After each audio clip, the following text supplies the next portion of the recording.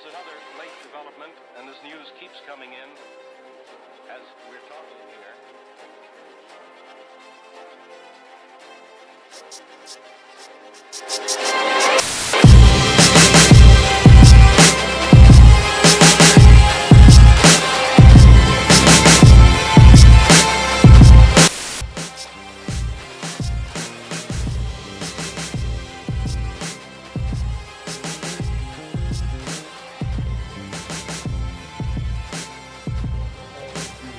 Hey, how y'all doing? Welcome back to the Beyond Male Book Club.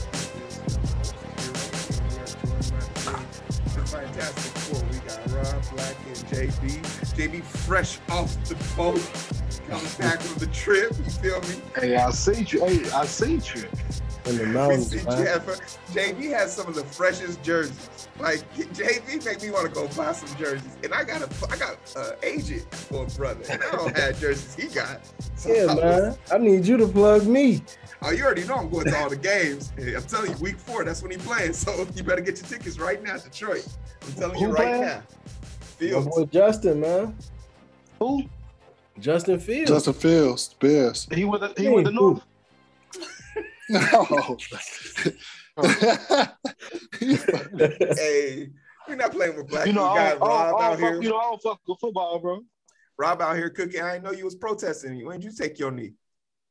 As soon as Weston took his knee, but I ain't watched football. Shit, 10+ years. All right. Rob over here cooking up, but the question is, did he make enough for all of us? That's the real question. Hey, always. I appreciate it. When I went to the service, I stopped watching football. I ain't had time, and it's like fucking 100 people on each team, so I don't know nobody. I don't want to be one of them fans. I can't watch a sport where I don't know nobody and claim some shit. You mean like Brandon Marshall? Yeah, like I got one team. I got one motherfucker. That's the dude. That's the dude I hate. That's Brandon Marshall ass. I don't know. Yeah, I hate that nigga, man. I can't stand him, bro. If it comes to like, it's like us. When you play sports, like, come on, bro, shut the fuck up. All right, so I'm coming from the athlete's mentality. Yeah.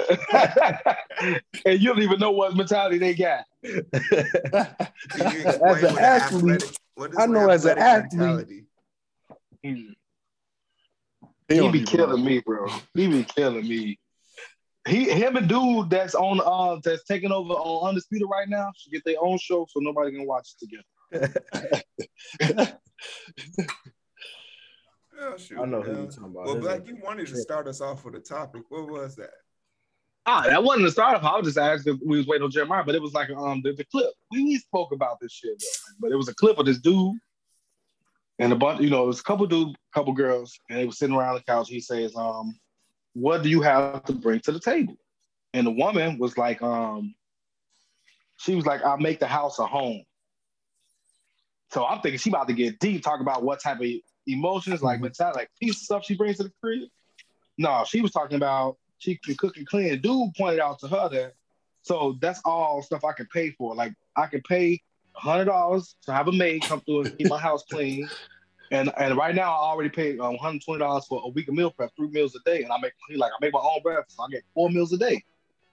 So he's like, so what could you bring to the house that I can't pay for? And she was like, but she never reached in a love bag, passion, nothing like that. She kept pointing out how she gonna cook and clean and stuff like that. And then she was like, he like, yeah, like, but I can do all that myself. And she's like, but I picked the furniture out. So I'm like, damn, is he paying for the furniture you picking out? Like I'm thinking, like, what are you really like? She had no real answer to what she could bring to the table other than things that we can take care of ourselves. Like, they make it seem like we can't clean up and cook for ourselves. You know, like that's a big flex. Like, man, somebody could be doing this right now. I'll say this. Before we berate this poor soul, what are some things we would want a person to bring to the table? I think we often talk about like what someone can bring to the table. Motherfuckers never ask, what size do you want at this damn dinner? You know, like. Yeah, and that was the thing, though. That's the thing. Like, it was just that question. That's why I'm saying, like, okay, it wasn't ever a point where he said what he wanted, but you could tell that's not what he wanted. Yeah, because I guess he make a good amount of money, so he's like, I don't give a fuck about that stuff. Because I probably would just pay for us to cook, and I may have them made, and I'll pay for our meals already. Yeah. Because that's probably what he prefer. But he probably want a woman like the love portion of it. Like I'm gonna love you right, treat you right, stuff like that. Mm-hmm. Compassion, just stuff on those type of levels. And women like they don't think that's a thing. And she wasn't saying how she wanted to work or nothing. Like if you have a modern woman mentality, we talked about this a lot. You can't have a modern woman mentality and want an old school relationship. It can't work that way. JB, what you think? No, I mean, I've had that conversation with my wife. Like, really, all I want is you to be my peace. Like, that's all I need. Yeah, then that's what a motherfucker want. That's all you want. Like, when I really like think about like my wife, like I could pay for like Black said, I could pay for all the other shit. Shit, if it's dirty, it don't bother me anyway. I'm working it anyway. I don't give a fuck. and look, most construction workers, they wife wash their clothes, but like for most construction workers wash their own work separately from all the rest of the clothes too. So that's another thing that. Yeah, and then for me, I mean, it goes beyond that, right? Like, if I feel like I could spend time with you, be with you, I guess that goes into being a piece because I know that I want my family to be together in the same house, right? Yeah. Like, if I can't stand being around you, you could be the best mom in the world, but if I can't stand your presence, then that don't really mean shit. I always be telling people, like, it's crazy to me. Like, I went on it. My mom's here right now, and like, it's not even so much that because I talk to her damn near every week, so it's like I'm always up to speed with her, but we're like in two different places right now in the house, and like there is a motherly touch, and I always talk about that. Like, she came in, threw away like half my goddamn dishes, threw away all my pots and pans, and went to the store and grabbed and that's the type of stuff that's what I'm on. Like I told the kid, like I can't wait till y'all leave so I can throw all this shit away because I got a lot of dishes that's discolored because we don't know how to clean them properly. And I'm not gonna like. I want my shit to look nice, even though I'm cooking in it. Like it don't have to look like I cooked it. And she just came back with all this new shit. I was just like, all right, well, here's the Cash App. Here you go. Appreciate your services. And he sent to the Cash App. Yeah, I was like, because like for me, she know damn well I eat the motherfucking food out the pot, so I don't use cups. I drink straight out the motherfucking bottle. Well, that's the African thing. You barely need a fork. Hey, you laugh, but these are the motherfucking best tools I ain't never had. So that's what I'm saying. So it's like there's definitely something about the motherly touch, but then I can always relate to like having a woman's touch in general. So like I wouldn't mind a woman saying like, yeah, I give a house a woman's touch, and I'm like, makes sense to me. That's something I can pay a designer to do, but if I'm walking in a motherfucking bathroom and I don't know where my goddamn toothbrush is because of fucking flexing designs, that shit doesn't help me. But being my piece, I feel like you need to grow up a little bit more, football player.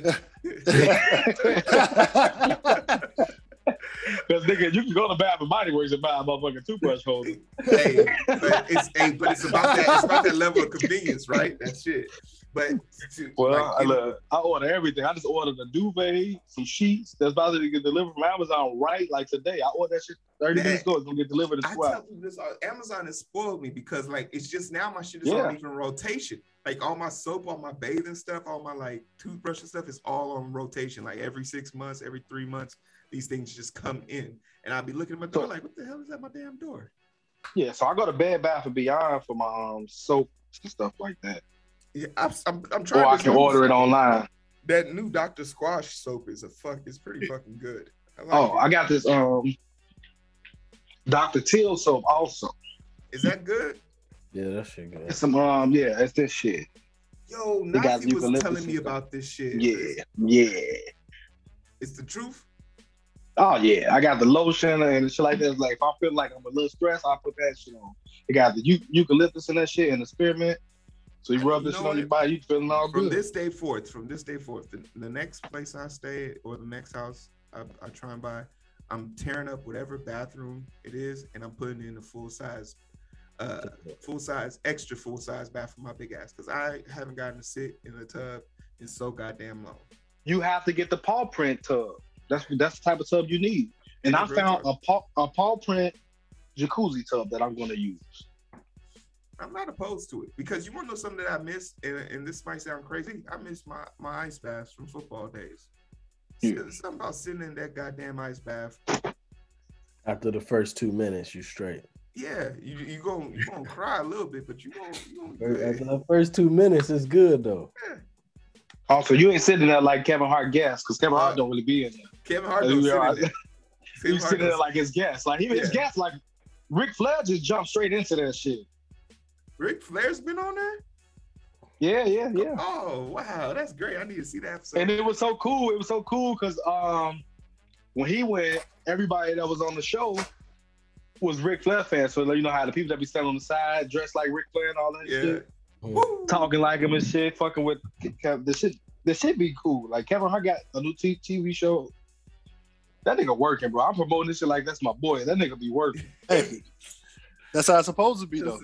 Him and The Rock, bro. Him and The Rock is on everything. Like every day you see 150 fucking previews of shows that they on. I literally saw a preview for his football show, his movie, and his tequila in a straight line off of Instagram. Like it was just 3 straight things. Yeah.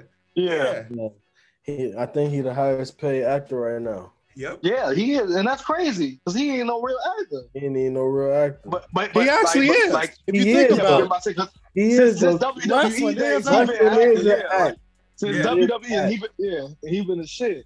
So he got his TV show where he talk about his childhood a little bit. And he talked about how he grew up and all that shit. Yeah, that shit was kind of. And he grew up in that shit. That's kind of cool. Like he grew up really in that shit. In it. I look at him. And I watched Ballers. That shit was good. Ballers, yeah. That's a good show, bro. That's a good show. Good show. That's what Denzel's son, right? Yeah. John David Washington. Yeah. But hey, motherfuckers working. 50 Cent works. Well, that's been a segment about random well, we stuff. started off talking. We were talking about what a woman brings to the table. Like, what do you want a woman to bring to the table for you, Rob? Because remember, we spoke about this shit though, right? So like, for me, I want a different lifestyle than the old school relationship that they had anyway. Being together forever is cool, but they never had nothing to give back to the kids that come after them, and the kids that come after them was like most people ain't get houses to give to their kids after that shit because one man was basically working until he died, and when he died, a lot of them places ain't have insurance, and if they did shut down, they lost the insurance plans they had. So now he died. Now the mama got to start working at 60. You say become a greeter. You say the old school style could work now. It could work. Old school style could work now. No, it does work now. Some people do it, but I'm saying like what you have, what's coming with it. Yeah, you got. It's not going to be fun. I think you got to be able to mix them actually. Right, you can combination of both. But they cut so goddamn much. If you got 3 kids, and you better stay home. Well, you can't have an old school relationship with 3 kids unless the man is making over 200-some thousand. You could do it with you could do it with 100,000. 100,000, honestly. You could do it with 100,000. Depending on where you live. Right, it depends on where you live. And you gotta live in bumfuck nowhere for that to happen. No. 100,000, bro, because you gotta pay for food. You ain't getting late. You can do that shit. Food is expensive. You can do this shit in the south suburbs of Milwaukee, Dallas, Texas. Okay, Dallas, Texas, yeah, because you're not gonna be living in Dallas. You're gonna be living a little bit outside of Fort Worth, where the shit ain't that bad. But you can do it in Fort Worth. Shit, right? Yeah, anywhere in that area. It just because they know you guys attack, but the food, I'll say this: food is a motherfucker. $100,000 in a red state goes a long fucking way. A long way. Like, bro, it depends. What type of clothes y'all wearing, bro? Oh, come on now. Are you talking about being happy? Like I'm talking about life here. So you're gonna have $100,000, right? So you gotta put in your food budget. But he said 3 kids. That's 4. That's 5. How old are the kids? No vacations. How old are That's what I'm saying. You don't have no vacation unless y'all like. How old are the kids? Y'all going to a hotel somewhere in town. But how old when taxes come? Like what? At what age is that okay, bro? If the kids is all toddlers, it'll work out. Yeah, but I'm saying they're gonna stay toddlers forever because they definitely gonna get older. I'm just saying if they toddlers. I just said, After that, we all work. I say, After that, all us working, all I 5. say Jeremiah got to 16. breastfeed the kids until they 17.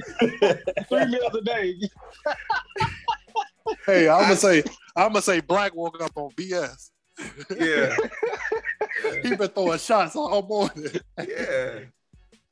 You gotta make some money to want the old school stuff, man. I can't do it. Ideally, I think 16, 10, and 7 would be an age range that if I was making $100,000 living in northern suburbs of Dallas or Fort Worth Central. Yeah, but I'm saying, but you can take care of So they all yourself, can be your tallers. wife, It sounded and like all that the sounded like they couldn't all be tallers. He said 17, No. 10. Yeah. 17, 10, and 17, 16, 10, and 7. I think. Okay, so 3 people. I mean, 3 kids plus 2 adults. Yes. 100,000. Yes. Like in Fort Worth, yeah. But you gotta know your credit is already bad, bro. Like, No. ain't no way in hell you got good credit Why? with that type of responsibility, okay, bro. okay, You just don't let's get be- the credit like, bro. let's be all real. your cards are max. Let's be real. We Let's are be putting real. cards in the kid's name at this point. No, bro. Let's be real. Black economy. If we talking financial for real, you get the Amex card with the $60,000 points, $400 a month. I mean $400 a year annual. Pay off every monthly credit due. On a month, you use it strictly for the bills and bills alone, emergencies as needed, and you build in that credit. So that card alone gives you a 15% edge off of everything. Automatically. So as you promoting this card, how you gonna pay for this shit? Like you make $100,000 a year, right? Bro. Taxes alone, how much is your tax? They don't pay state tax, so federal. Okay, you're saying $100,000 in your pocket after taxes, right? Oh yeah. Okay, so you're making what? That's different. That's different. I was talking about taxes. Oh yeah. So Okay. you making what, 150? Yeah. You making $150. Yeah, so basically. about 150. Yeah, But, basically. I mean, even in Texas, you probably only need to make like what's that, 130? Because they ain't got no state tax. They ain't got no Yeah, that's what I'm saying. Ain't no state That's tax. facts. You making But 130. it's still damn near a third. But we can say 130. Hey. Hey, the way daycare be hidden, bro. I don't know. I think you can float it. That shit be hurting. That's why. Hey, peep game. That's why I said. I'm saying, but That's why I said 17. Like if I could remove 17, daycare 10, and costs, 7. I could go a long way. yeah, you said what If car? I could remove daycare costs, I could go a long way. Because Like, that can be up to 2,000 a week. 2,000 A month. A month. It depends. Like I mean, it depends how much you make Where and where you you at? going to. right. But if you eliminate that, And how many children you have? right? And so if you got Yeah. more than 2, shit. You short. You're gonna need to make 300,000. Man, yeah. Every time I hear these things, just makes me put on that rubber a lot quicker. So, Yeah. yo, See, because that's what I'm thinking. That Heero don't like. He ain't got no kids. That's why he say that. Because these kids toddlers are growing every day. yeah. So ain't no way in hell unless you giving the big toddler clothes to the little toddler. Which is definitely an option. Yeah. Unless And you your older is a male and the young is a female, then it's not. Hey, That's then- out the question. Everybody look the same. But you with can do blue that. jeans. You can do that, but you can't do your oldest a female and your youngest is a boy. Okay, now Now you your got girl problems. can wear boy clothes, Yeah, girl. but can you wear can't boy have this clothes. little nigga in this clothes. It'll be It unflowered. depends on how spicy he is, and if you D-Wade, then it's okay. You like, now you happy he gay. You like, yeah, oh my God. I'm so happy this little nigga want to wear girl clothes. And this is why black ass can't be on live. But now you can shop at Walmart, pick the clothes up off the floor because that little extra $2 at Target you can't afford. And that's what I'm saying. You gotta I don't want to not dress okay. I'm okay with wearing stuff that ain't name brand, but I do like some shit. Like I like Nike, bro. I can wear Nike, I can wear Adidas and Reebok and all that shit. But that's starting to go up on price. They're not as cheap as they used to be. Sales. I Yeah. just got these Air Max 97s that was like $210, and I was like, I can't afford these. And then they went on sale, and I got them for $160. I was like, okay. Ooh, $160, but we talking about you and 4 other people. You can't that $160 Multiplied even by though they 4. on sale. You got to go to motherfucking to the Nike factory where you get a pair of shoes and then you get And another all pair they of be shoes selling 50 is cents. them Two daddy. seasons ago shoes. All they be doing is selling them. Nah, Daddy there ain't no ass. 2 seasons. But you like you go like certain stores, you get a pair of shoes, you get another pair of shoes for a penny. That's how you got to shop when you I live will on get the one low free. rate. Shoe Carnival, baby. Yeah. We gonna talk about Yeah, this. no, they got Nike Factory, bro. They got Nike Factory does that. Where you can buy a pair of shoes, and you get another pair for like $1. Oh shit. We gonna talk Yeah, about. so you get actual Nike. 4 hours. We can talk about everything. Look, I told you, I said that, Rob, we got time. That's black ass who want We got time. Yeah, you got time. I got shit to do today. You got shit to do. The Bears ain't playing. I got things to do. It's hot JP, outside. a married man. Finna go All right, jump then up let's, like that. all right, then let's get into it. We'll be picking up on chapter 3, and we're going all the way up to 6. And chapter 3, we kind of get into this whirlwind of revolving doors about getting stuff done in the change of us. So I don't know about you guys, but I had to get the book without the podcast in it because I don't really like him explaining with hindsight his feelings. I wanted to just get the book as it naturally was. So what I was doing with that, I was skipping through it. Yeah. When they were talking about other stuff or how he felt about stuff, and dude, it was only one time throughout those fucking 4 chapters where they went along with the rest of the book after they spoke. But the rest of the times, you can just skip right on through that. And it talks a little, and now that, because like last week I didn't read any of the books, so now I will say this: the structure and how the book is written leaves a lot to be desired as far as context. Yeah. Like context is big to me, like understanding the tempo of the story, but it's sort of like it just jumps at you and it just starts a story with no context, like, we didn't get a build up to this, we didn't get an understanding of how he got here, and it's like sort of halfway into the sentence you're like, so we got first and second chapters where we got about his childhood upbringing, and then we got like it put it in high school because remember they were talking about niggas and he went straight into fucking adulthood with him and Pam, with his white girl, who her daddy called him a nigga, and then fucking so. Yeah, so it pretty much lined us up with everything that was going on with him. Because what did he go to first? Did he go to the Army first? Yeah, he met the ROCT dude who came in, told the story about, he heard the story about Air Force. Yeah, the Air Force, how the dude's parachute didn't deploy and he survived, and like that was a story that like stayed with him. But he talks about how he struggles with his education now. He basically had to teach himself how to read in order to pass the first version of this test, because if you don't pass this test, you can't even get in. And it talks about how his slow buildup and how he was like a dude who was extremely good at sports and was able to play, but because he wanted to do things his way, he didn't like fall through. And he often talks about throughout the story how like he doesn't really care what someone thinks about you or if you get a bad rap. The hands that you're dealt, you got to play the cards you're dealt regardless. And I totally agree with that. But I definitely see some character flaws in this person that he's constantly working on. So like, I want to talk a little bit about, I want to talk a little bit about some of his character flaws that he could have easily avoided himself to make himself stand out. So the first thing that came out to me was like, there's no way in hell you married the person whose father called you the N-word. Like, that's just a no. Like, I mean, I don't know. Like, I don't like with that. You can't base your relationship off how they found it.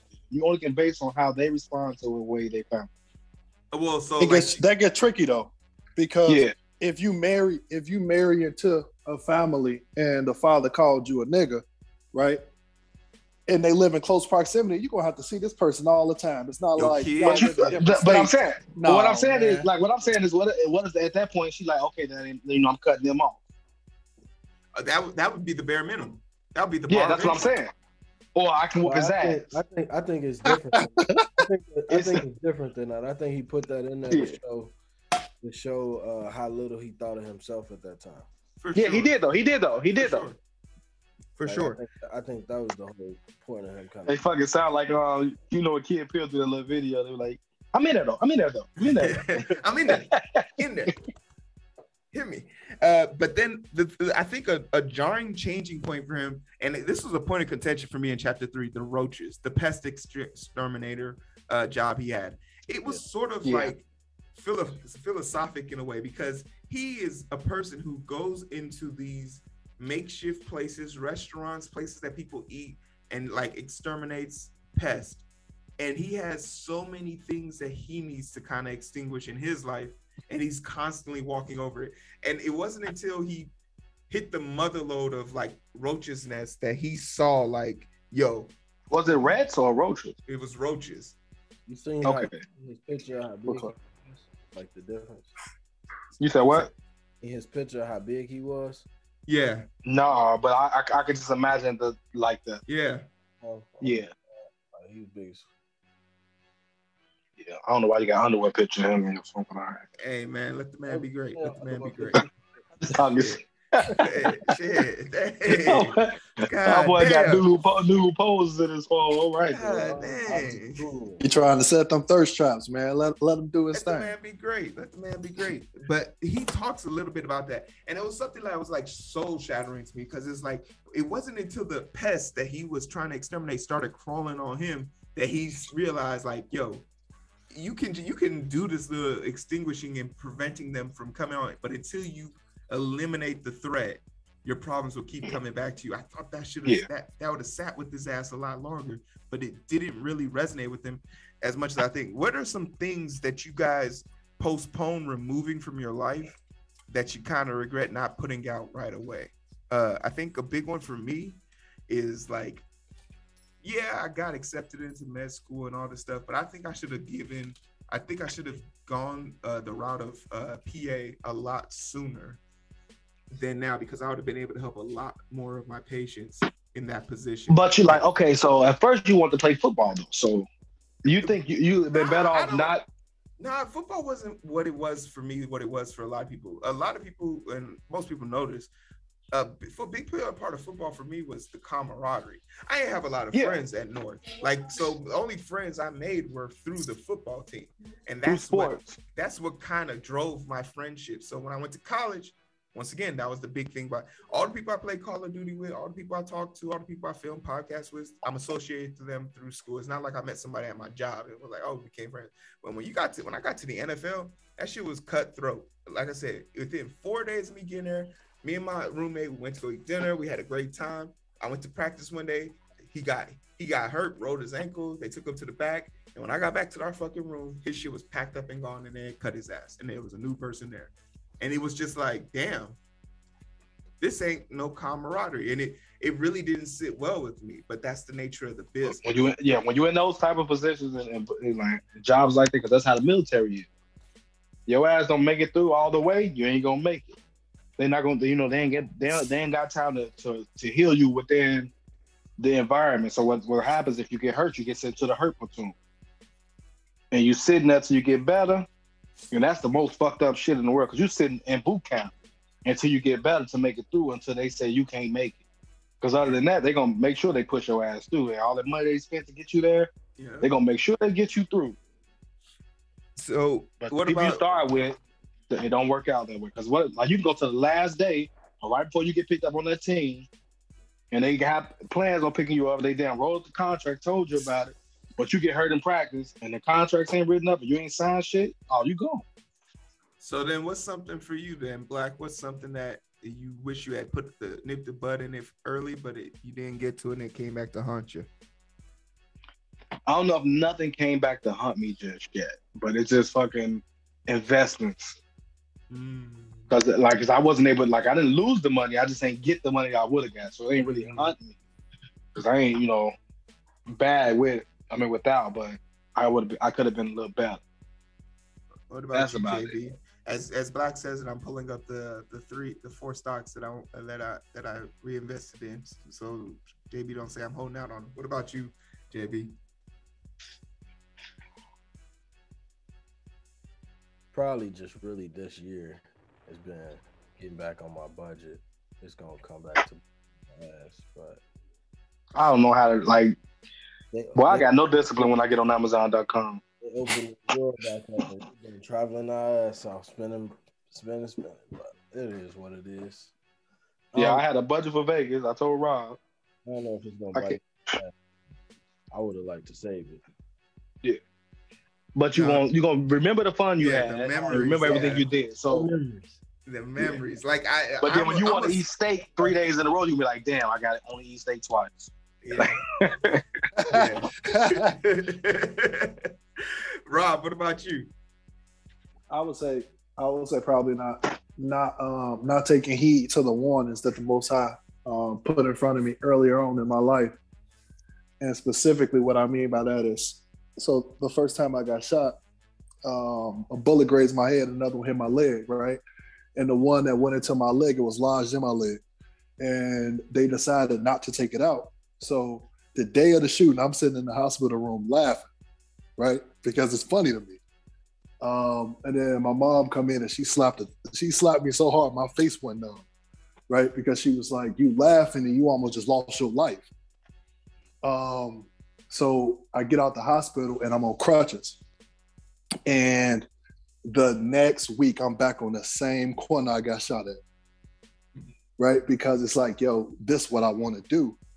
And it wasn't until that same bullet caused a real bad reaction in my body and I almost died because of it, that I realized, like, yo, you need to really appreciate your life. So I was taking heed of those warnings. Oh, that's real. Where JB go? I got these damn stocks for his ass. He's going to be a parent. Oh, And I got a bunch of stock for y'all.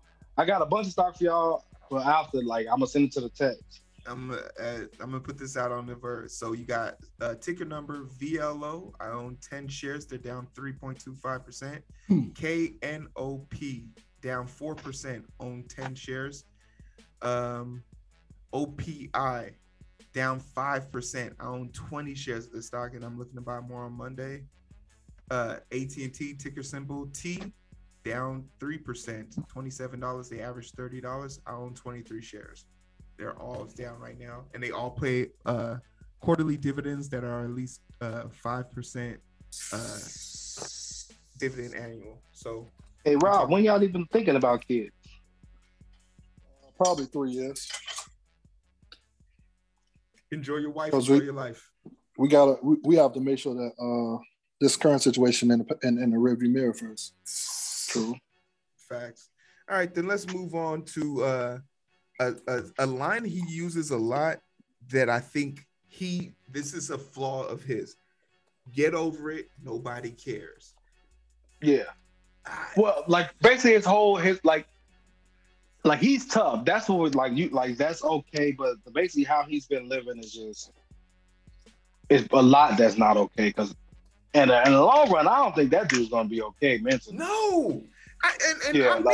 Am I wrong the way I think this dude, like this dude, the way this dude has been living, and there's some things in the books that he says that this only applies to 99.9% of the world. Like if half the people, none of the shit he's saying in this book would even remotely come to my mind as necessary.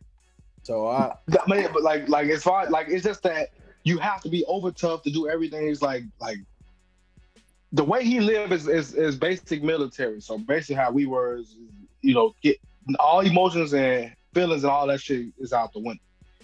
You pushing through everything, and literally everybody I know who's done that, they end up when they get out way more injured than what they could have been because they're pushing and fighting through all this bullshit where they could have set their ass back and healed properly.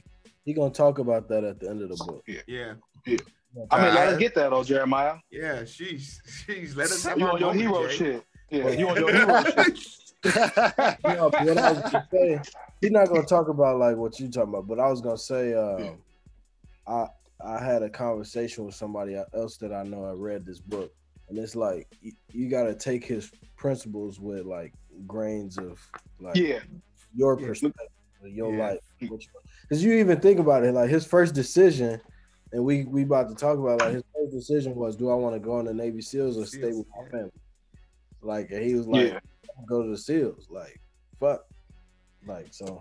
Okay, so look, how good of a father do you think you would be, or good of a person, like as a husband or a friend, anything.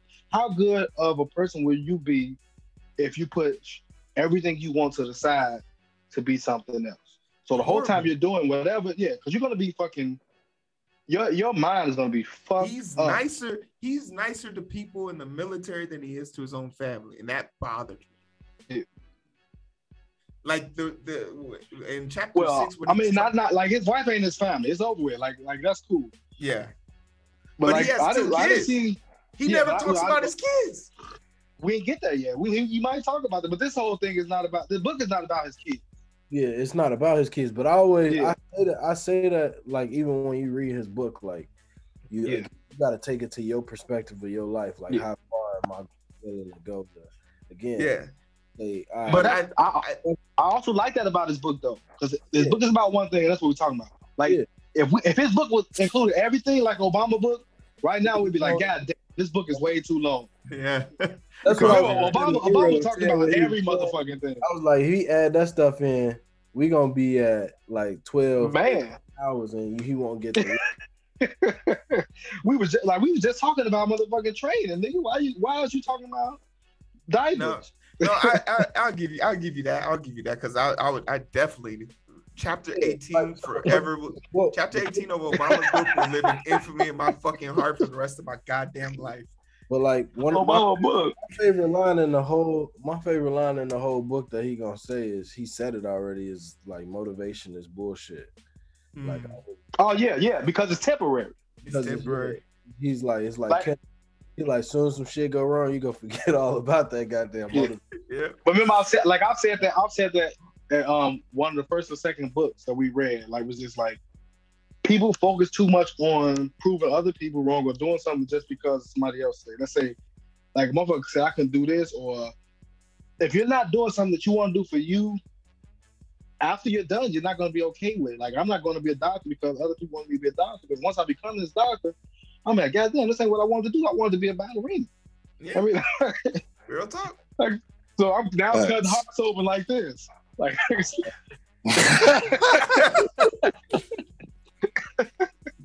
your pirouette was pretty damn good, bro. That's pretty damn good. Hey, I've been like a motherfucker. I don't fuck around. Like, it's something you need to practice, bro. I don't fuck around. What else you be doing at them skate parties, I didn't want to man? go to the military. I wanted to go to Juilliard.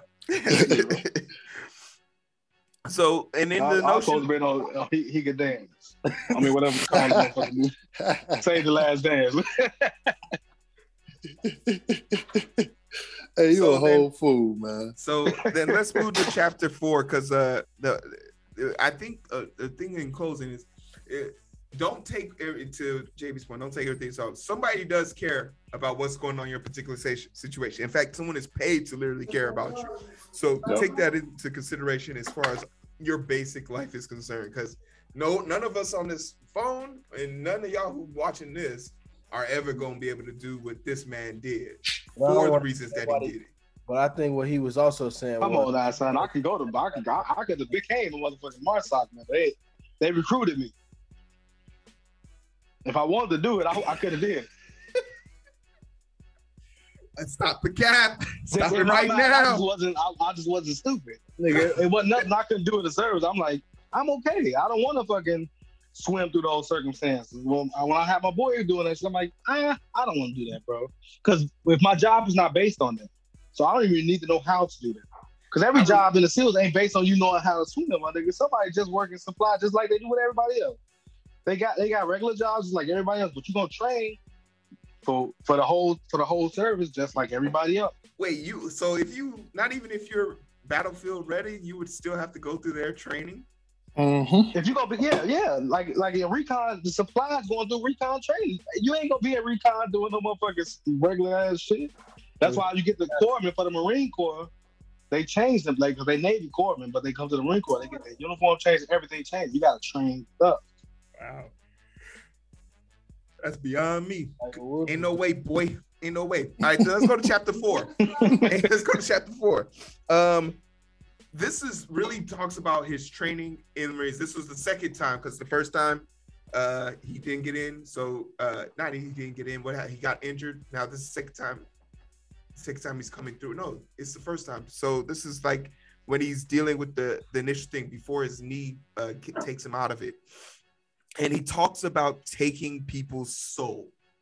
And that really sat with me because this training is basically designed to not necessarily hurt you, like destroy you, like cause you physical harm. Like they're not doing this with malice. They're doing this to make sure that the stresses of your body don't affect with your general chain of thought. It's something crazy about just jumping. It's more so stressful to your mind. It's more so stressful to your mind. Because look, even with boot camp and for the Marine Corps, everything you do, you can do outside of there with no problem. Like if you're in physical form, you can do a lot of that stuff with no problem. It's just the mindset that they put you in. So once you get your like they said before they go to the military, well, why you in? That's what they tell. They want to break you down completely so they can build you up. And that's from what they want. So it's not like that really sat with me because there was a part of me that when I was reading about him where he had to jump to the bottom of the pool, tie a knot, and jump back up. Where I was like, 15-foot pool. Yeah, that don't sound difficult, but I've never tried to do anything else while I was trying to get from the bottom of a goddamn pool, holding one breath. And then, like you said, then you got somebody at the top of the pool when you come up to the top of air, splashing water in your face. Yeah, like I ain't never just had to deal with that. So like, like 1/3 of that sounds easy to me. Okay, I'm at the bottom of the pool, get to the fucking top, no problem. Okay, I'm gonna take this breath. But he's also terrified. He's also terrified of water. Well, he can't. Yeah, he ain't a Rob out there in the pool. So then the question then becomes for me is he constantly talks about taking people's souls, and the way he describes this in the book is he basically explains taking someone's soul is in this example is him not showing any signs of weakness, which makes the people who are trying to stress him stress out because they're like, why isn't he stressing? Why isn't he reacting? It was more so like because they all been through that training. Yeah. So they know what point you break down. When most people break down, they know what point they broke down at. Yeah. So all he's trying to do is make sure he pushed beyond everything that they know. Like if nobody's ever done it, then now it changed how they look at you because they are like that. Like especially like the instructors and drill sergeants or whatever. Once you do something they knew they couldn't do, then they see you differently. They treat you differently. But we gotta remember, everybody wasn't badass who trained you. Everybody that trained you wasn't that badass, like that much more badass than you are while you're in training. They just now are already in that and they're training you now. So then let's talk a little bit about some things. Sometimes we took people's souls. JB, is there any time where you took somebody's soul out here in these streets?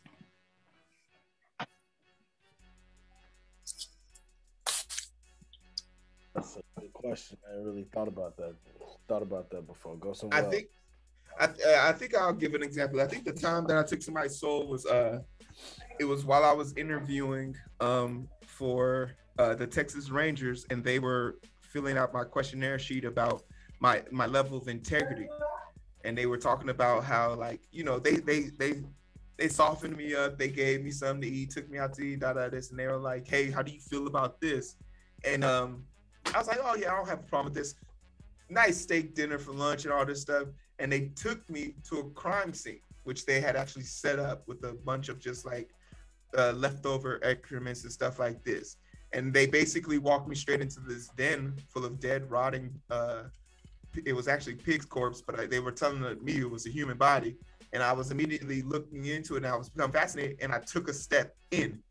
And they all had to stop me because that wasn't part of the drill. Like they was like, oh, we didn't expect your ass to like walk in there to figure it out. Like, damn, relax. And they was just like, I was like, you said somebody died in there. Like, we gotta figure out how this happened. And they were like, it's a test, bro. It's a test. And all of them were like kind of shook, like, damn, he was about that life. Like, they was expecting me to smell it and feel sick because I just finished eating. But I was like, no, you said somebody need help in there. Let's go help. And they all had a newfound respect for me because it was like, I had that willingness to jump into something I didn't understand just to help out.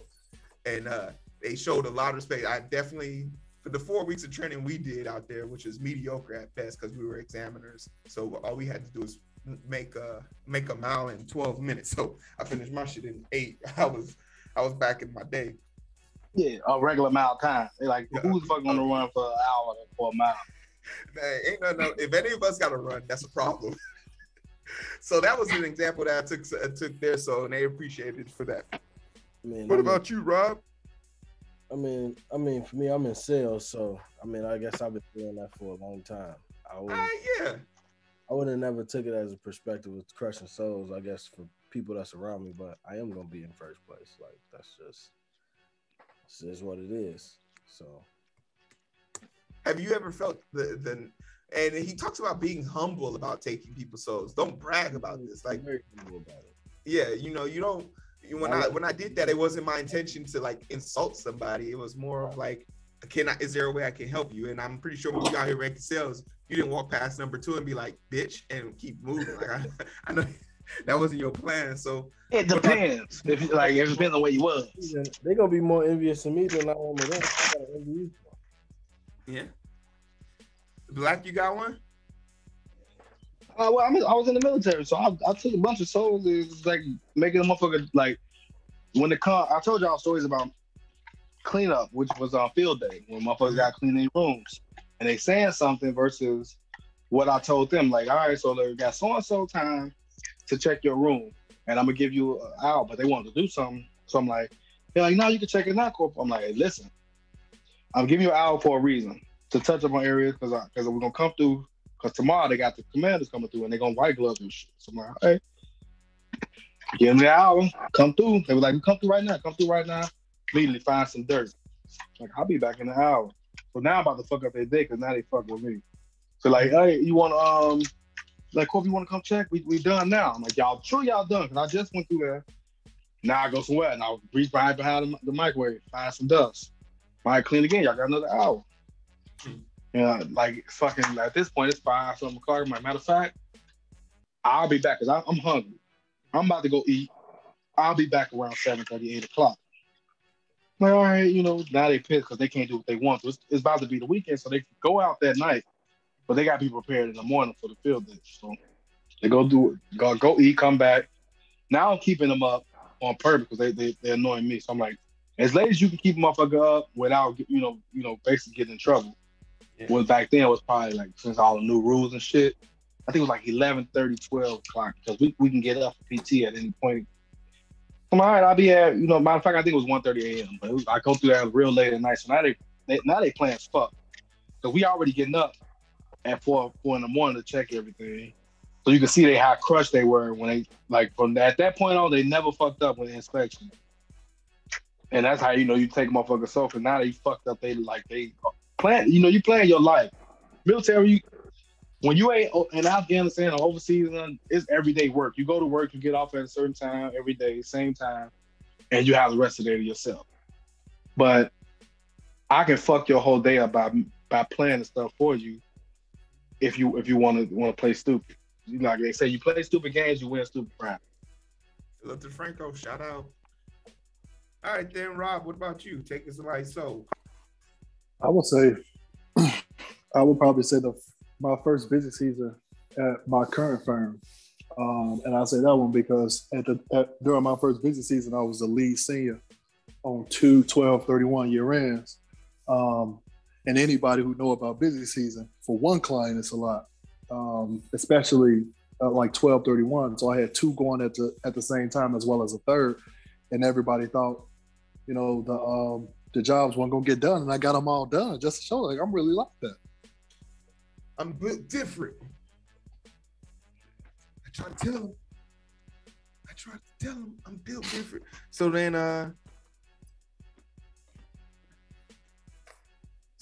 we move a little bit forward. He finds out he has a fractured patella, which is his kneecap is totally shattered. His shins have been torn to shit. His Achilles and his ankle rotators are all messed up.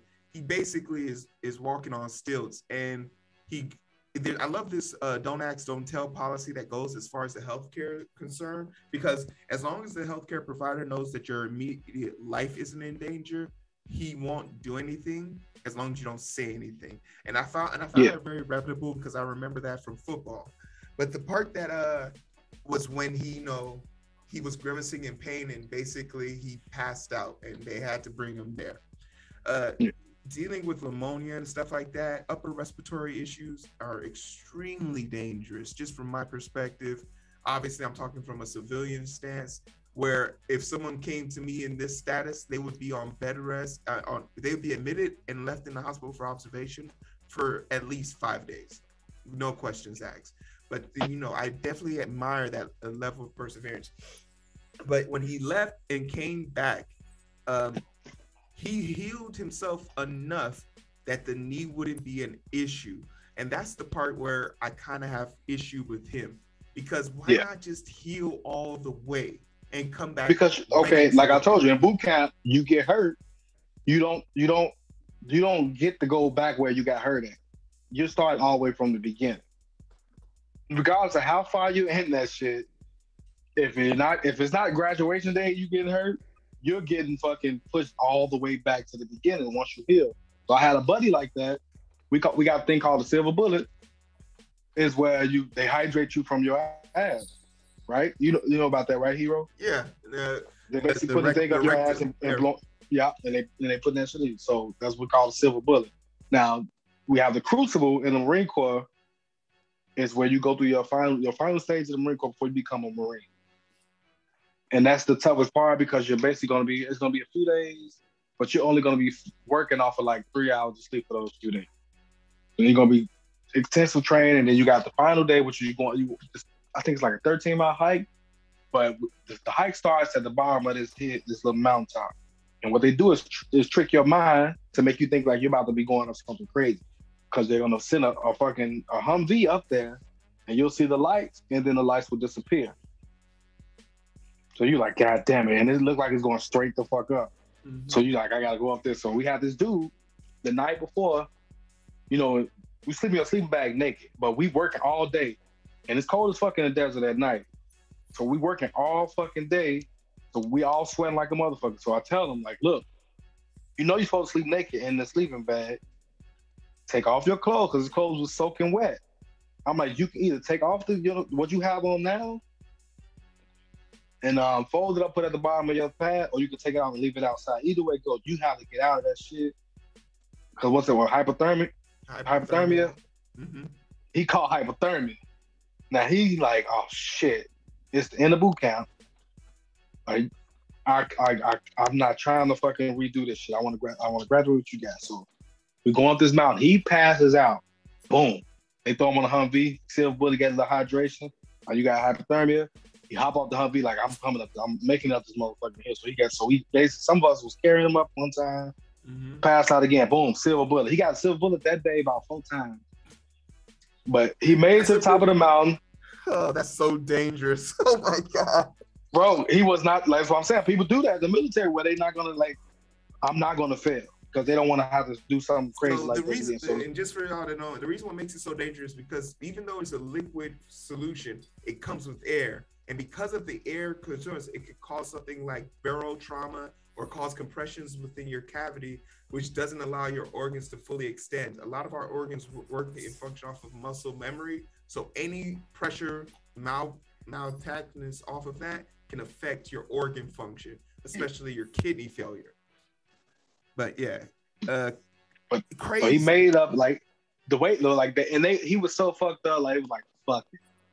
He was persistent on trying to make it towards the top of the hill. They put him on the top, and we're gonna let you out at the top, and you can just take the rest of the hike.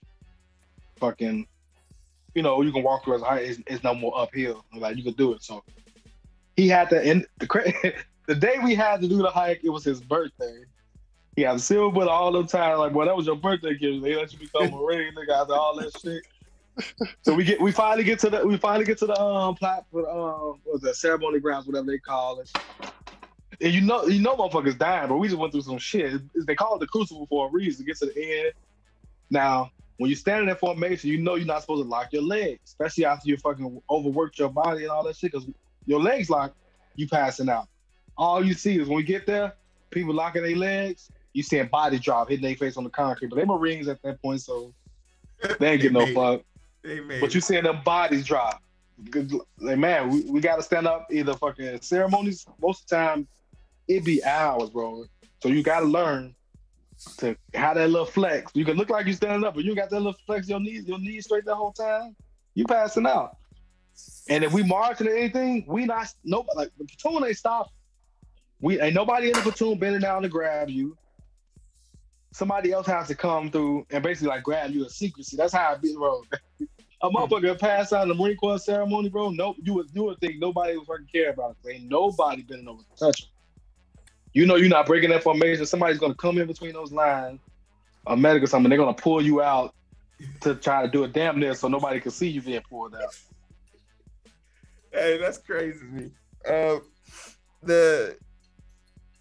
The thing, anything that strike you out, guys, in chapter 4, this was really just a brutal chapter to get through. It talks about his drug addiction, which and they sugarcoat this. It's literally a drug addiction. Is when he's popping these IVs, these 800 milligrams.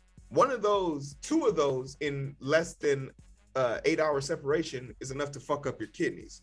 So when we later on hear about him having kidney failure during his first ultra, it doesn't surprise me. But these are the points in times where I want to really just stress out to people: you're not that guy. You're not that guy, pal. Don't try this. Don't try this shit. Okay, this ain't for everybody. And don't feel some type of way. I got all my little jerseys hanging up there. Like I got all my jerseys. If you, I mean, anybody can do whatever they push themselves to do. I don't believe like it ain't like you can do whatever you push yourself to do. If that's what you want to do, you can do it. I know that. Like I've seen people that are like that. You can look at it and be like, he cannot do that. But people can do whatever the fuck they put their mind to. So if you want to go through that, like you can watch Buzz Training. Have any of y'all ever watched Buzz Training? Mm-mm. You can watch a Buzz Training on YouTube. That shit ain't no joke. That shit ain't no joke. It's super dangerous. It's super dangerous. That's just all. Like I'm all for this, but you know, there's also a part of me that says like this whole grind, you got to be grinding to be successful. I usually tell people the amount of effort you spend trying to do extra, if you just laid out a plan, your ass would be able to get that shit accomplished way faster and way easier. I mean, you're like, okay, when it comes to certain things, only way you can lay out a plan for certain shit that you got to grind for, you got to grind because you don't know. Now, if you can't lay out a plan for greatness because you haven't been there, so you can't just like have a set plan. Like, is there something you're trying? Like, and I'll use this example. People will be like, "Oh, I got to hit the gym hard," but I'm like, "Do you have any nutritional plans?" Like, if you're talking about, "Oh, I want to make money," there's people who are already rich. Why don't you just ask them how they did it? Like, there's nothing under the sun that oh, I want to make music. Find someone to mentor you. Like finding mentors is way easier. Life ain't that easy, bro. You ain't just about to walk up on a rich person like, how did you do this? And they're gonna be like, all right, oh man, come on, let me show you. But there are programs for that. Ride with the cops for the day. You know what I mean? Like, nah, they ain't like that, bro. Like, but there are programs for that now. There are programs literally for that. Yeah, it's programs and stuff that people sell you. So even like we put you through something because we know you're not about to do it. Like a lot of those places that when they come across where they're doing all that real estate shit, they know majority of the people are not about to put that work in after they class, but that's why they charge you for. Now, I often tell people, "Oh, I want to be a real estate owner." I'm like, "Why don't you just be a landlord? That's free." And they were like, "What?" Life ain't as easy as people that's working hard to do it make it seem. No, for sure, absolutely. Like there are people who want to take a shortcut, but then there's also people who understand that you don't have to walk on coal to get it. Like, and I think that there's this hyper capitalism type lifestyle has made people think that grinding yourself to the bones for your job, for money, for success is what's appropriate. When I think in truth, the thing that we should be doing is working as a unit. I think Black, you made this point early on. Well, yeah, we would be far more along if we worked as a unit, and I have to agree with that. It just makes more sense. But it's hard. It's hard for certain communities to fucking to put their pride to the side to do so. I was talking about this the other day with my so I was talking about how fucking you can ask a white person about their income and they was like, it'd be okay. But like Black people, when you ask them how much they make, even though you know the job that they have and it's all you can look it up fucking on Glassdoor. Black people act as if you're asking for their money when you ask them how much they make. Mm. Like it's not that like the way we clutch certain shit about our careers is crazy because that don't even go like random white person. You go out to a bar, you be like, hey, what you do for a living? How much you make? And some of the motherfuckers will tell you they bills because it don't matter. Like you're not about to pay them. Like fucking, it don't matter what's like that. Oh, type she of gonna shit get out just of them. It's a drink a drink paid for that. That's it. That like you're not about like what a motherfucker make don't change your life. So a person actually that ain't gonna change your life. Like black people act like if you tell somebody what you make, it's gonna take out of your check. Like anybody trying to fucking we hold so much shit like as if like close to chest. if people know it's going like let somebody know. Maybe they want to get into that. No, definitely. So then also chapter 5, he does this shit all over again, really. And I just thought that was fucking crazy. So the thing that I found to be interesting about chapter 5 is the titles. Like he talks a lot about titles and like no title is owed to you, or like your title means nothing. Like people let that shit get to their heads. He really did already accomplish all this, and he could have taken the leadership role that he took last time, but he chose not to and opted to let the young bulls fly. He led by example, and I think this is him growing up a little bit, because while he was at home, he got his second wife pregnant again, but didn't plan on staying with her because I thought it was just Pam. I thought it was his regular wife that he got. Okay, this is the regular one. The first one. So now, but before he got her pregnant, before he knew she was pregnant, he already made up his mind. I'm done with this relationship. Yeah. But once again, did he really think that? Because he sure did shoot up her club. So it's like, how did you think that was gonna work, bro? Hey man, when you got easy pussy, okay. So look, you know how it go. You got somebody that you can just take down at the crunch time, but you ain't got to go through too much work to do it. All right, let me take care of this, because I ain't like, why would I overwork myself trying to meet somebody new when I know I'm about to? Let me take care of this and then get the fuck about it. Now she like, oh, and she coming with excited news too. She ain't like she just saying I'm pregnant. She was happy, like they were working on that relationship. So something he wasn't telling her. Yeah. No, definitely. And they was going through a lot. Like the way he fucking that platoon commander or the lead instructor or whatever, I don't know what they call them, but the difference of their jobs. But the lead wasn't there, took his ass out there like, all right, go find your motherfucking group. When he came back, like, go hop in that water, go find your group. So he got to swim a half a mile out in that Russian water. And then that's something that they never done before. They didn't think he was gonna try, but he did that shit anyway. They were doing some crazy shit, bro. Like that whole like bus training stuff that he had to go through is out of the ordinary. So that's what makes him a lot tougher, bro.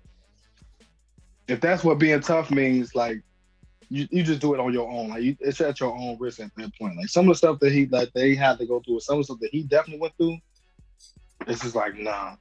You ain't gotta prove your point to them. All you gotta do is make it. That's that like he had in his mind that while he was trying to make it, he gonna try to make them feel bad. And they ain't gotta do when they're telling you what to do, they don't have to do what you're doing. So it's not harder on them. They're just yelling at you more. If you watch buzz training, you go through boot camp, you got certain drill instructors that gotta do a lot of stuff you have to do, or a little bit extra as far as the walk, but they don't have to do the push-ups and overexerting their body and stuff like that, the mountain climbs, all that shit you got to do when they fucking give me those intense trainings. They don't have to do. So I think that's how he kept himself pumped up though. Like, that's what he was saying too. He was saying like that type of stuff pumped him up, but I'm like, man, look, that's a waste. It is a waste. It made him work harder, but that's how he kept himself going. Like it made him hurt himself. But also, and we talk a little bit about this in the forerun, is we actually see the someone die in this chapter. They have someone who drowns and they couldn't resuscitate him, and it was like a cold hard stop for them. Like it was the end of training for them for that day. So like, yeah, there was a part of me that they'll push your ass to that too, though. Yeah, and it was like one of those things where I was like, damn, like how prepared are they to actually bring back any one of these motherfuckers if they drowned or something happened to them? And it just begs the question, because he's now doing this for the second time. So he made it through 2 times without ever dueling his fate. But in both situations, whether it was his shins, his ankle, his knee, his like bronchitis, whatever his respiratory issue was, he could have easily fallen into this, especially that one task that he was told to do where he jumped off the cliff into the water with no spotter. And he was told to go swim to his group. Yeah, he had to swim to his group. Like he was at his absolute worst at that point, and he did it. And it was kind of crazy to see that happen. So then, that's what I'm saying. Yeah. So then, is there anything in chapter 5 anybody else want to stick out? Like, cause he knew about that. He knew you didn't have to do that shit, and that's what pissed me off. Like, he did that just to prove a point. Like, nigga, you know you don't have to do it. You know you're not getting in trouble if you don't do it. You did so that why just to look tougher to that man. Yeah, that's my point. Like, why do that shit? I never did nothing that I knew I didn't have to do to prove a point to a motherfucker. Like, if I ain't gotta do that shit, I'm gonna try. That's when I get my shit off. When I know I ain't gotta do it, I'm doing all type of extra shit on top of it. I'm doing extra shit on top of it. Like, if a mother tell me to do something, like, hell no, I ain't doing shit. Bitch, you do. That's when I know I ain't gotta do it to make you feel like a little soft. I'm gonna talk to you like a bitch, because I ain't gonna get in trouble. All right, then let's push into chapter 6, where he's completed his training, he's graduated, he's now an instructor part-time, but he comes along this, and I'm fast forwarding this, he comes along something called an ultra marathon. And for all y'all that don't know, ultra marathon is where you run for 24 hours and then a allotted distance. Some people say the standard is 100. The standard is 100. The max I've seen is 250, which is fucking ridiculous.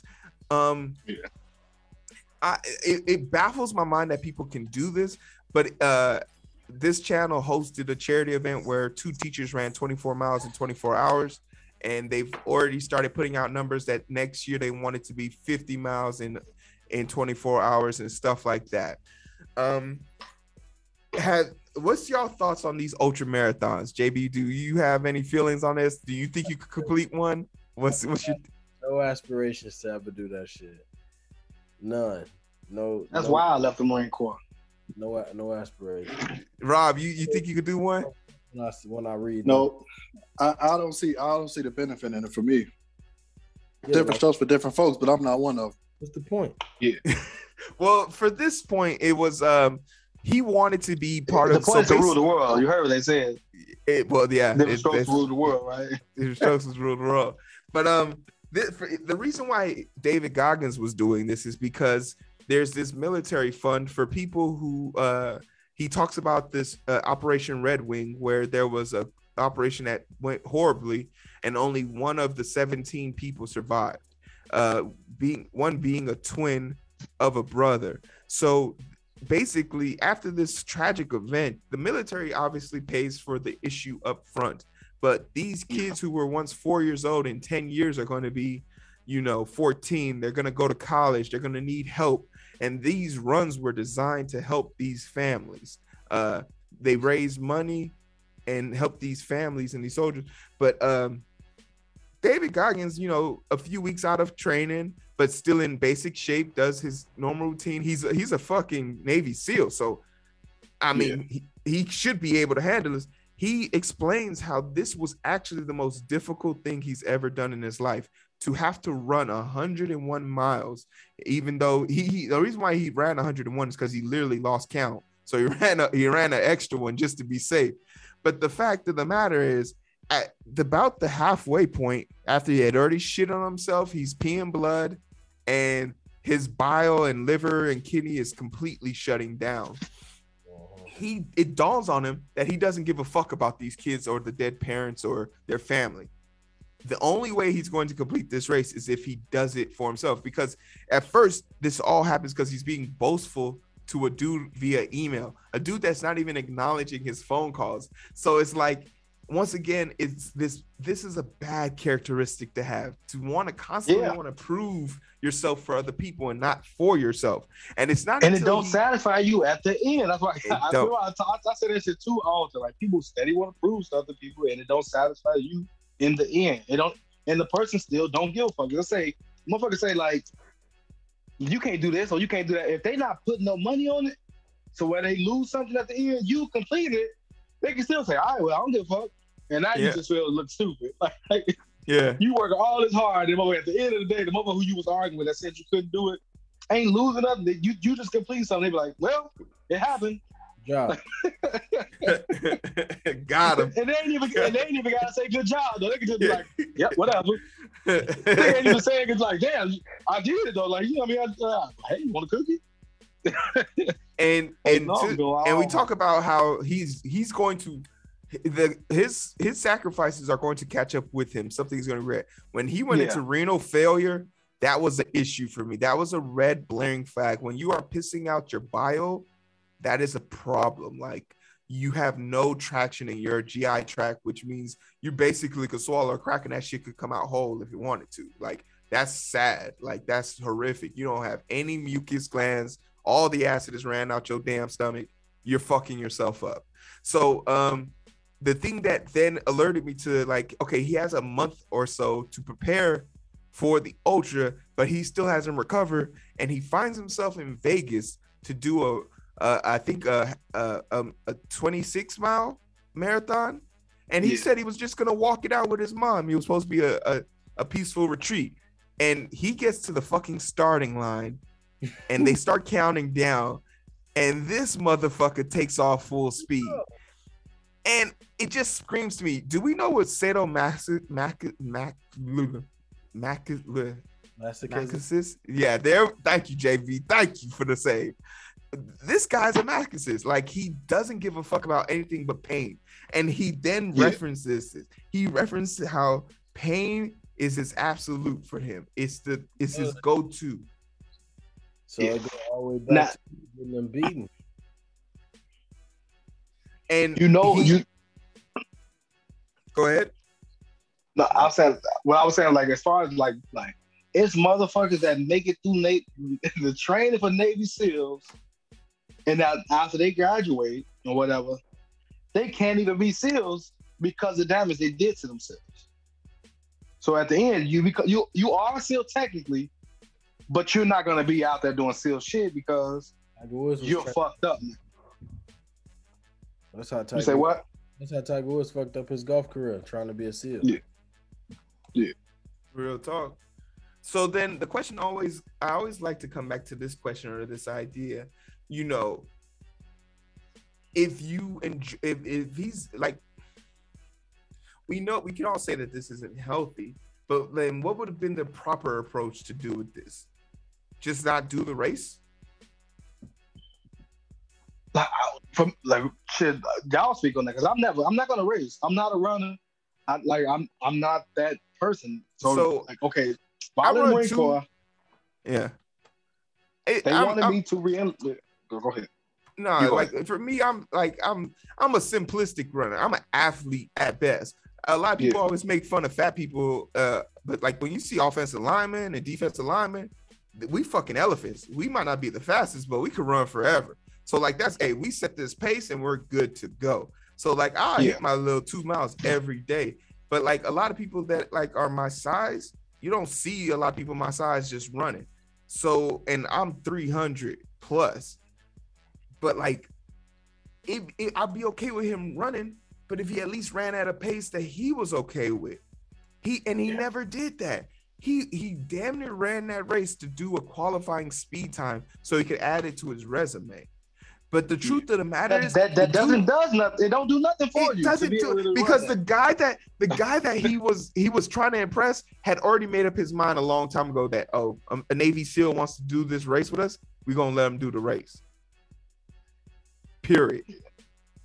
Like, how did he not gain some satisfaction from at least knowing that you were talking to one of the 7 people who are making the decision? You literally have his ear. In our world, if you told me I got the inside ear of a person who's making a decision on who gets to go and who doesn't, all right, cool, I'm in, because I'm gonna use my charm, charisma, or my resume to do it, not fucking losing my toenails because I'm running subpar speed.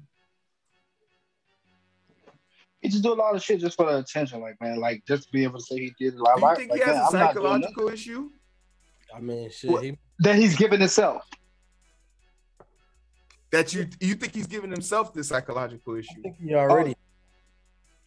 But I'm not okay. Now it's like he had a bad life, so I'm saying Sure. as far as fucking after he get over a lot of stuff, he taxed on top more shit.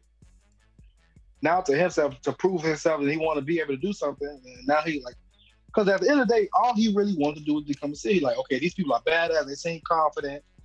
Like he wanted to become somebody that he wasn't. And now that he, become that, now it's just like, I got to do something else. Somebody. Yeah. I don't think You say what? I think he always just wanted to become somebody. Yeah. Yeah, that's the thing. I don't think he knew exactly what it was that he wanted to be. Like, go to your point. So now that he become that, now he's like, okay, now what else? Now I gotta become something else. You want to know what I think he's lacking? I think it go back to his dad. Like the way his dad raised them. Mm-hmm. Like, y'all ain't shit, y'all ain't nothing. Like he really believed that. Yeah, and no matter what you do, you're not shit. No matter what happened, you ain't shit. So I still like every single time I'm doing something. Like Uncle Ruckus daddy, like he would say Uncle Ruckus, like if you watch the Boondocks, there's episodes where Uncle Ruckus daddy, they showing how he grew up. He like Uncle, when I grow up, what do you say? What do he call his dad? What do he call his dad? I forgot what he called his dad. Like Mister. No, he called not Mister. He called him Mister. Mister, when I grow up, I want to be a doctor. And since Mister couldn't do shit with his life, and he never became shit much, he felt that they couldn't become shit. So he come in the door, he like, nigga, I just get you trying to be shit and then smack his ass. Like, like this nigga want to beat him for anything. Like, I just catch you having fun and smack his ass. So everything he did was a negative and missed the high. And then he felt like he got to prove something to him. That's why Uncle Ruckus had so many fucking jobs on the cartoon, because he was trying to prove something to his dad. For sure. Absolutely. And as we finish up with chapter 6, basically, I think like he benefits from service of self. But I think if he was able, if he had this type of energy for service of other, this man could have been a Nobel Peace Prize winner. Like he could have like, and if you tasked him with the task of curing cancer, this guy would have been able to figure it out, I think. It's just that take a test with. He can better pass the test. He barely got a 50. So we gonna act like it's long as Einstein because he gonna put the effort in. You can put a lot of effort in, nigga, but you still ain't gonna go to the Olympics or something. Physical. You have to get myself realistic, right? He could have been a practice player. You know what I mean? On the basketball team or something. He could have made something athletic, Yeah. What we talking about? You gotta remember, LeBron trainers ain't LeBron's. So you'll be like, yeah. If you told me like, if someone was like, do you think you could beat this is a great question for closing. Someone's like, do you think you could beat LeBron James trainer in on one-on-one? And I was like, how tall is he? He's 6'2". How much you weigh? 280. Oh yeah, I could beat him. I could beat him one-on-one. And then I thought about it for a second. Nah, I probably can't beat this dude. You probably can, but you probably can, because that nigga is LeBron trainer. He's not LeBron. Because if he was, he'd be on the same team with him. Yeah. Or on a team. He probably cold. Yeah. So a lot of niggas be cold at something. Like the shooting trainers, they can shoot. But like the C. Brinkley dude, like he could hoop. Yeah. Like he could really hoop. Like people, but is he league worthy hooper though? No, he ain't league worthy hooper, but he'll bust my ass. Like, hey, you know who I think about? Scalabrini. Scalabrini has this YouTube channel where he basically like he'll find people on the internet and be like, hey, I could bust Scalabrini in basketball, and he'll fly them out to the gym and say first 21, and he'll beat the fuck out of them. Because people don't understand that NBA players. The worst person in the league is cold. Oh, yeah, they're still good, bro. And like what's the name was saying? Who Mama's cooking? What the fuck? What did he say? Mama's cooking? Huh? Kwame. Yeah, Kwame Brown. If you give them the opportunity to shoot, like fucking Rondo said, if he looking around Rondo like, damn, people shooting 23s a game. So of course, if I shoot 12 of them bitches myself, I'm gonna hit 6. Like, you know what I mean? If you give them the opportunity to do so, they will complete it. That the coach's plan is what making people look as bad as they do. That's what make some people look bad and good. And the only reason people think Kwame was bad because he was the number 1 pick. The man really averaged like 12 and 7. Like he wasn't terrible, but he was good with the amount of time he played. That's what he was saying. Like I wasn't getting the amount of time. And you look at it like, damn, he wasn't getting the amount of time he was playing. And then you hear people talking about him. Like you hear Meta World Peace like, yeah, he played against, he was holding his own against Shaq. Yeah. But if I'm not getting the amount of time, I think he came at the end of the big man era where they still looking for the next Shaq, and like, nah, he not. I mean, Shaq was still Shaq for a while. Like, he got to be one of the big men. Like he could be Rudy Gobert today. Like that's not hard. He probably be a lot better than them niggas. That's what I'm saying. Like he's a better defender than him. Yeah. But people in the league, if they get the opportunity, and only reason certain people stand out like LeBron them. Is because they don't have to listen to the coach. So like when KD get on the court, they got a plan for KD. But at the end of the day, KD say, I want to shoot more shots than what you think I should shoot. He can shoot more shots. Now, if everybody was LeBron and KD, they can do that. But if you have to already be established as the go-to guy. If you're not the go-to guy and you do too much, I sit on the bench. And you're going to sit on the bench for the rest of your career. It's going to be cold out here. Yeah, so no matter how good you may be in practice, if we never talk about it, if we don't allow you to practice when they let the cameras in, nobody else will know how good you are. So if we make it seem like you're bad, I know if we make it, I'd be like, bro, they don't even miss. Yeah. So and if they're not getting the camera time they need, so other people can know that they're that good. They're not even going to feel like they're wasting their time by giving you a shot. Let's say you got a team trial and you want to trade, go to another team and show them your skill. We're not even affording that to you because you already been in the league and we already established that you're not what we think, we like is good enough. So a lot of people in the league just ain't getting their time and they shine. Like people in D League, people in G League. I think, what's the name? Brother should be in the league. Jello. The Ball brother, Jello. He on the Hornets now. They put him on the Hornets with his brother? Yeah. Oh, they about to go crazy. That's why I thought they about to go crazy. That's why I thought Lonzo was going up. I'm like, damn. And I feel like I like LeVar now. Like I always like LeVar, but I feel like they should just listen to him. I always love LeVar, but I feel like they should listen to him. Put them 3 on the same team just for the hell of it. Just for the hell of it. You're gonna sell out. Yeah. You're gonna make your money, and that's all that it really is about. Like, yeah, they just don't want him to be great. They don't want him to be great. They don't want to prove that. Because it's too. They already got Serena Williams' father. Nigga never played tennis in his life, but raised 2 of the best tennis players ever. That movie gonna make motherfuckers cry. That movie. A lot of people don't understand, and I know that their relationship is tarnished a little bit there, but like the beginnings. Just the opening scene was impactful. Motherfucker walk in, police there, child protective services. What's going on? Reports say that these girls were out here playing tennis in the rain. Ain't nothing wrong with the rain. They got good grades. What's wrong with the rain? You saying something wrong with the rain? They got good grades. Like he just posed so many powerful questions in that moment that just made me say, damn, they on to something here. I want to see this. I wonder how the Williams sisters feel about this. I wonder if they have any insight on this. So look, this movie been in the works for the past like 4+ years, like for a while. So they had input and insight on the movie, but they were talking about like, because somebody was a while ago saying this. Fucking Will Smith can't play he did. He ain't black enough. You know what I mean? But you got to think about nigga, the pursuit of happiness. That's what he about to put into this movie. Oh yes. Yeah, like he finna pull in his Chris Gardner like that. people forget about Will Smith's range. Like he one of them few actors. So much range. That's such a great way of describing it. The man has range. Got range. God I damn. don't know. If people forget. Like, people try to like. So They just downplay. Because they downplay. They downplay because they do Don Cheadle. Like somebody downplay Don Cheadle to me. I'm like, what? What?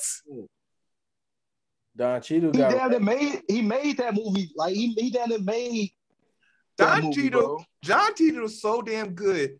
He came into Iron Man 2 after replacing Maine. What's his name? Howard. Yeah. He came in there, literally said to the camera, I know I'm not supposed to be here, but I'm here now. This is what we're doing. Let's move forward. To RDJ in the scene, and it was literally him talking to the people, and that's how it resonated with me. Like, all right, you the new damn. But like his role made you forget about Terrence Howard. It made you forget about Terrence Howard. I literally. But you know how good he is, because when you first see him in The Fresh Prince of Bel-Air, you can see the range in that alone. Yeah. For Don Cheadle. Like Don Cheadle was really acting on that show. Yeah. Yeah. I'm such a fan of like, and you want to know what it is? It's just because Will didn't have a theater background. That's why a lot of Hollywood snubs like to be like snottish. Or he didn't grow up in a theater like Denzel and all the rest of them. Like, but you got like Will Smith tell you though. Will Smith talented as hell. Yeah, Will Smith tells you that he wants to go in. This is how he looks at it. So he wants to go in and make sure that he's better than the best people. So he's going to put in that type of effort when it comes to everything. You can see it. Like, even now that he's working out, nigga, you seeing results right away. Well, shit, you saw that shit when he became Ali. Like, damn, Will. Yeah. But he didn't go from a fat person to become Ali. You know what I mean? Yeah. Right now, he got that dad pandemic weight that he coming from in that age to be better. Now that shit tough. Like I was watching, that's why I was telling him earlier. I'm like, I'm watching this nigga Lupe do those little ab rolls, and then they're going all the way down. Like, that nigga Lupe will have like, I'm like, damn, I gotta really work out. But you gotta understand that nigga been doing what he doing now his entire life. It's a root. It's muscle memory at this point. Yeah, he been working out his entire life. He been doing all type of mixed martial arts. He got a hella black belts and all type of shit. He's still fucking samurai. So it's not like there people talking that shit like when he got into a Soldier Boy. I mean, not Soldier Boy, but Chief Keef. He's talking about like, boy, he gonna beat the dog shit out that damn boy. Training is a motherfucker. Ain't no street boxer about to just randomly beat up no boxer that had no real training. Let alone you having 75 black belts and then you're fucking training everything. Derek Lewis just got his ass beat last night because he don't know how to fight.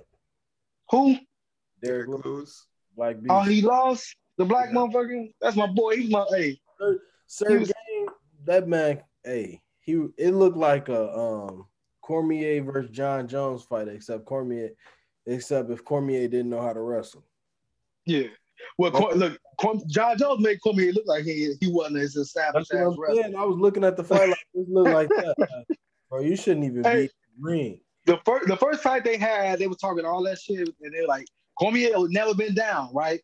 John Jones just throwing this nigga over the mat, bro. I'm like, what the fuck are they talking about? He tripping and slinging over the mat, bro. Like, this nigga is not who they say he was. No, this game dude, though, him versus Negreanu finna be lit, bro. His ass can fight. His ass, he was out there making it look easy versus the black. I'm like, this is crazy. Like, making my boy look like a fool, huh? I fuck with dude though, cause he hood as too. Like everybody I was with last night, they're like, we bet on the Black Beast. I'm like, damn, I missed the bet. Then the fight come on, I'm like, damn, I feel sorry for y'all. You could tell right away he was trying to get his ass. Because that's what they were doing against John Jones. And I was going with John Jones just because he was black, right?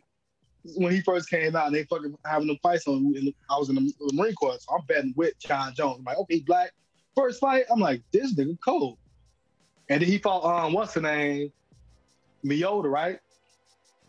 Miocic. Yeah. So hey, hold on. His name is Leota. Leota, right? Y'all can keep talking, but I'm gonna end the show real quick so I can stop this recording. Hey, this has been Books and Beyond. Books and Beyond. Thanks for joining us. JB, Rob, and Black. Y'all appreciate y'all for being on with us. Catch you next week.